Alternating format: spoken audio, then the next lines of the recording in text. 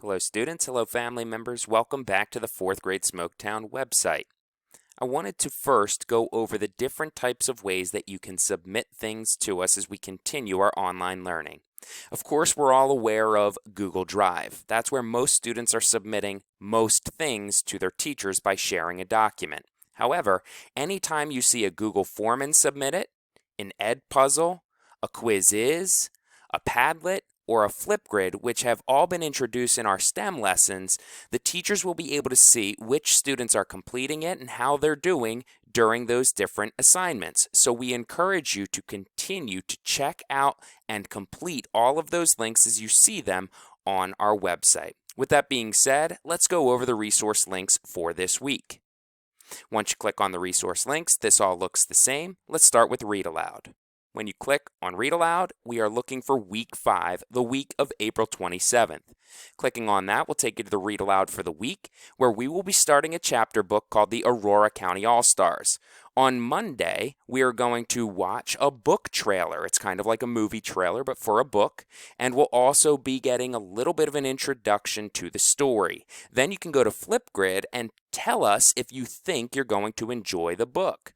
Through the rest of the week, you're going to hear the stories read to you each chapter each day. It's approximately 20 to 30 minutes of sitting and whole body listening. That's the Read Aloud for this week.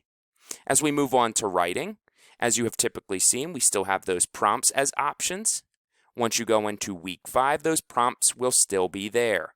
You go down, and for each day of the week, there's something different to write about. You can move on to math. We've continued to introduce lessons of the week for week 5. And you'll notice there are more opportunities for you to submit work through Edpuzzles. There are also the daily questions, of which you can continue to copy and paste into your Google Docs or Drive and share with your teacher every day of the week. Moving on to reading.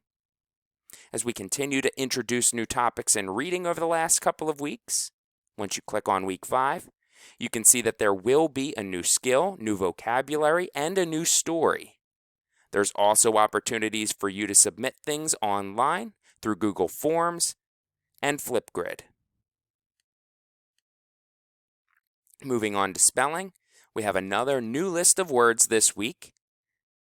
And when you get into spelling, there's a quiz that you will take on Wednesday and complete the daily activities of each day for the week. Moving on to the STEM, you'll be introduced to another tech tool. It's called Padlet, along with Mystery Science videos. So in order to complete some of the Padlets that show up on the website this week, you'll need to watch the videos to learn that technology to be able to use it effectively. In science this week, you're going to be on an Ag Week. Normally, 4th grade students would go on Ag Day.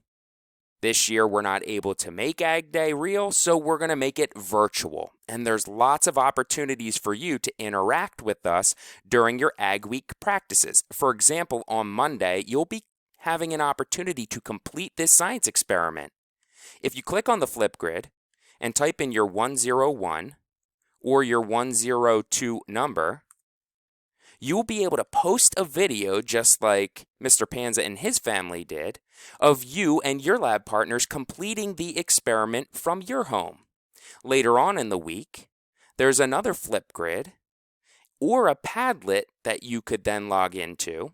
Once you log into the Padlet, you'll be able to upload the picture just like Mr. Panza and his daughter did for ways that all kids can help the Earth. These are all different ways that you can interact with us on the science page as you go over your agriculture week in replace of our Ag Day, which normally takes place in 4th grade. In history this week, we have some activities more on the New England colonies, a Google form, all the way through Wednesday. The grammar page then would be on Thursday and Friday as listed on the site.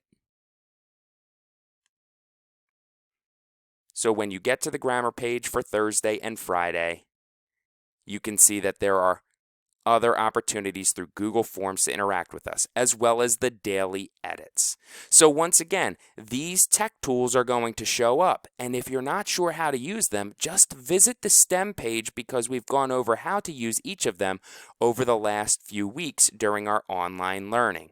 Otherwise, if you have any questions, feel free to click the contact page, email your teacher directly, or get in touch with us. We hope you've enjoyed your online learning so far, and we look forward to seeing all of your work this week.